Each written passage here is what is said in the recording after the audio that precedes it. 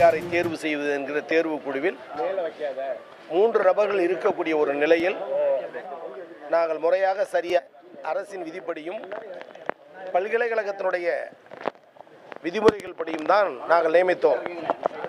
மாறாக தன்னுடைய எல்லையினுடைய அளவு என்ன, எதில் தலையிட வேண்டும், எதில் தலையிடக்கூடாது என்ற நிலை தெரியாத ஆளுநர் அதை கண்டித்திருப்பதும், யுஜிசி தேர்வு செய்யக்கூடிய ஒரு உறுப்பினரை நீங்கள் ஏற்றுக்கொள்ள வேண்டும் என 4வது உறுப்பினரை எங்கள் தலையில் சுமக்க வைப்பதும் ஆளுநர் பொறுப்புக்கு அழகல்ல.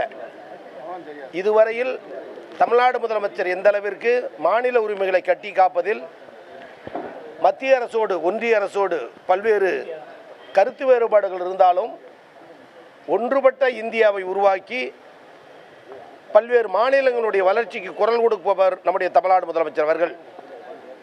உயர்கல்வியை பொறுத்தவரை பல்கலைக்கழகங்களுடைய செயல்பாடு தமிழக அரசு விரும்பி பல்கலைக்கழக பேராசிரியர்கள் மாணவர்கள் அது நலன் காப்பது மிகுந்த அக்கறையோடு இருக்கிறார்கள். அப்படி தொடர்ந்து திராவிட முன்னேற்ற கழக அரசு அமையும் போதெல்லாம் உயர்கல்வியில் தனி அக்கறை காட்டிய காரணத்தினால்தான் கலைஞர் காலத்திலிருந்து இன்று வரை உயர்கல்வியில் இந்தியாவிலேயே முதல் மாநிலம் தமிழ்நாடு என்ற நிலையை நாம் எட்டியிருக்கிறோம். இதை சீர்குலைக்க வேண்டும் என்ற எண்ணத்தின் அடிப்படையில் தான் ஆளுநர் தொடர்ந்து உயர்கல்வித்துறையினுடைய பணிகளை, அரசின் பணிகளை குறுக்கிட்டு இடர்பாடை உருவாக்க வேண்டும் என்பதற்காக கருத்து தெரிவித்து வருகிறார். எனவேதான் நேற்றைய தினம் ஆளுநர் அறிக்கைக்கு மறுப்பு தெரிவித்து ஆளுநர் பணியை பார்க்க வேண்டும், அண்ணாமலை வேலையை பார்க்க வேண்டாம் என்ற நிலையில் நாங்கள் கருத்து தெரிவித்திருந்தோம்.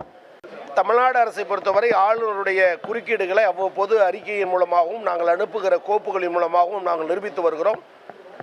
இதன் பிறகும் அதன் நிலையை தொடருவாரேயானால் முதல்வரோடு கலந்து பேசி தக்க நடவடிக்கை மேற்கொண்டு சட்ட ரீதியான அவருடைய செயல்பாடுகளை வரையறுக்க வேண்டிய கட்டம் தமிழக அரசுக்கு வரும். அந்த கட்டத்தை அவர் எட்டாமல் இருப்பது அவர் பதவிக்கு அழகு. உடனுக்குடன் செய்திகளை தெரிந்து கொள்ள சன் நியூஸ் பெல் ஐகானை கிளிக் பண்ணுங்க.